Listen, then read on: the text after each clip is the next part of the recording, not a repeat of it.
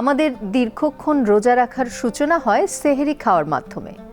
একজন ডায়াবেটিস আক্রান্ত ব্যক্তি সেহরিতে কী ধরনের খাবার খাবেন, কি নিয়ম মেনে চলবেন, চলুন জেনে আসি এ বিষয়ে বিশেষজ্ঞদের মতামত। সাহারিতে অ্যাকচুয়ালি একজন ডায়াবেটিক ব্যক্তির তিনটা সাহারির বিষয়। প্রথম বিষয়টা হচ্ছে সাহারির শেষ সময় খেতে হবে। যে আমি অনেক রাত জাগলাম, 2টা, 2:30, 3টা, আমি একবারে খেয়ে ঘুমিয়ে গেলাম, একজন ডায়াবেটিক ব্যক্তি এটা করবেন না।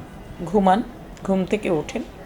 যেমন এবার সাহারির সময়টা আপনি যদি 4টায় ওঠেন, আপনি ওষুধ ইনসুলিন নিয়ে খেয়ে উঠলে 5টা 15তে শেষ, তো আপনি তার মধ্যে খাবার খেয়ে নেন। দ্বিতীয় বিষয়টা হচ্ছে সাহারির খাবার কম খাওয়া যাবে না। অনেকেই আছে ঘুম থেকে উঠে খেতে ভালো লাগে না, সাহারিটা খেতে চান না। একজন ডায়াবেটিক ব্যক্তি এটা করতে পারবেন না, তাকে খাবারটা খেতে হবে।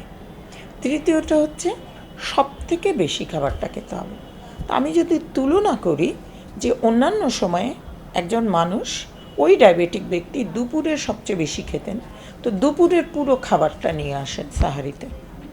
তার মানে যার যার পছন্দ অনুযায়ী শর্করা, কেউ ভাত খেতে পারে, কেউ রুটি খেতে পারে, কেউ অন্য খাবার খেতে পারে, তার সঙ্গে প্রোটিন, মাছ বা মাংস, ডিম, যেটা পছন্দ 1 থেকে 2 টুকরা, সবজি থাকবে।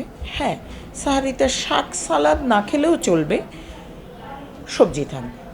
খাবারটা খাওয়া শেষ করে আপনি চাইলে দুধ খেতে পারেন, টক দই খেতে পারেন, দুধে ছানা করে খেতে পারেন। সিম্পল ব্যাপার।